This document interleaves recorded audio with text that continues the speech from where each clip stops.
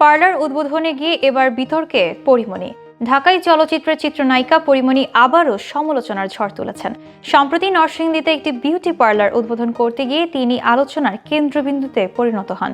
সামাজিক মাধ্যমে ভাইরাল হওয়া ছবি ও ভিডিওতে দেখা যায় পরিমণি সবুজ রঙের স্লিভলেস ডিপ নেক গাউন পরে উপস্থিত হয়েছেন, যা নেটিজেনদের মধ্যে ব্যাপক বিতর্কের সৃষ্টি করেছে। জনসম্মুখে এমন খোলামেলা সাজকে অনেকেই নানাভাবে সমালোচনা করেছেন। ব্যক্তি জীবনের নানা কর্মকাণ্ডের কারণে দীর্ঘদিন ধরে আলোচনার কেন্দ্রবিন্দুতে থাকা পরিমণি এবার তার পোশাকের রুচি নিয়ে সমালোচিত হয়েছেন। তবে তার এই বিতর্ক নতুন কিছু নয়, কারণ পরিমণি প্রায়ই ব্যক্তি জীবন ও প্রকাশ্য পোশাকের কারণে মিডিয়ার দৃষ্টি আকর্ষণ করেন।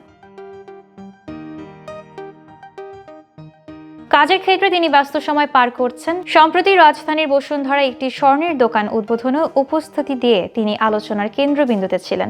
অভিনয়ের ক্ষেত্রে পরিমণি বর্তমানে মুক্তির অপেক্ষায় রয়েছে তার সিনেমা ডোডোর গল্প। এছাড়া নতুন বছরের শুরুতে শুটিং শুরু হতে যাচ্ছে রাজনৈতিক থ্রিলার সিনেমা গোলাপ, যা পরিচালনা করেছেন শামসুল হুদা। ছবিতে সহশিল্পী হিসেবে রয়েছেন নীরব হোসেন। ছোট শহরের রাজনৈতিক বাস্তবতাকে কেন্দ্র করে নির্মিত এই সিনেমার চিত্রনাট্য লিখেছেন অনিক বিশ্বাস।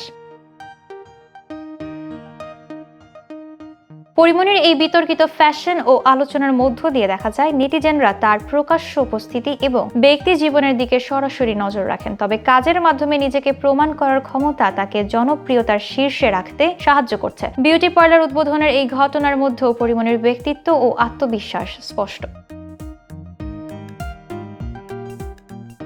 পরিমণি যেমন ফ্যাশন এবং ব্যক্তিজীবনের কারণে আলোচনার জন্ম দেন, তেমনি অভিনয় ও পেশাগত কাজের মাধ্যমে নিজের অবস্থান দৃঢ় রাখেন।